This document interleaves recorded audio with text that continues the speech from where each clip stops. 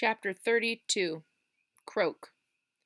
His hand trembling, Billy laid the peanut butter and fried worm sandwich down on the table. "Do you think—" "Wow," whispered Tom. The screen door banged. Billy's father came into the kitchen, his tie loosened, his jacket over his arm. He laid his briefcase on the table. "It's hot," he said cheerfully. Billy staggered to the sink and feebly drew himself a glass of water. Tom and Emily watched him, awestruck. "What's the matter?" asked Billy's father.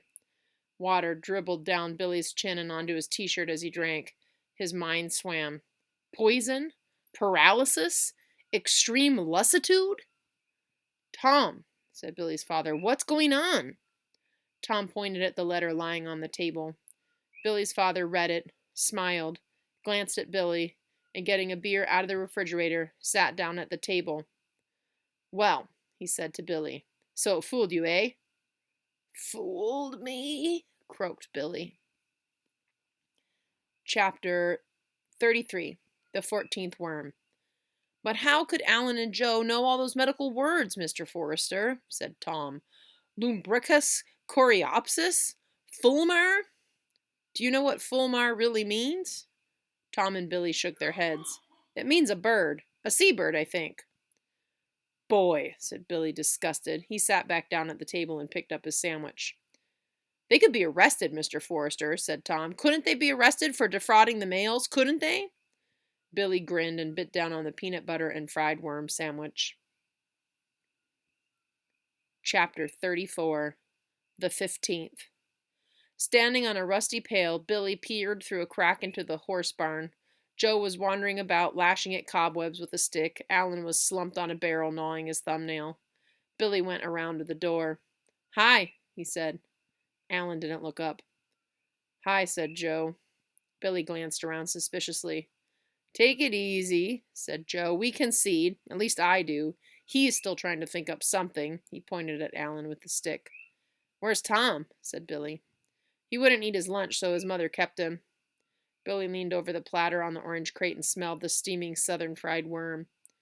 "He wanted to load it with red pepper," said Joe, "but I wouldn't let him." Billy forked ketchup, mustard, and piccalilli onto the platter, cut a piece of the worm, dipped it in the glop, stuck it in his mouth, chewed nervously, swallowed, cut another piece. The worm tasted better than usual, sort of like kidney beans. Southern fried kidney beans.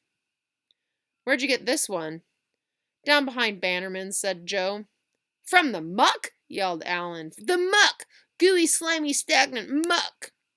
Billy grinned. "Yeah? You'll have to show me. This is the best one yet." Alan jumped up and kicked the barrel, clattering into a stall. Joe shrugged at Billy, grinning. Billy held up the last bite. "Ta-da!" He swallowed it.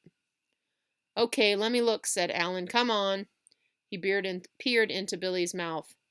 "Oh no, come on, there's still some stuck between your teeth there." Billy sucked noisily at his teeth. "Okay."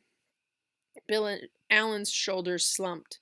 "I can't get the money till tomorrow," he said. "Oh, geez. You know I'll have to work Saturdays for 6 months to pay it back." He trudged slowly toward the door.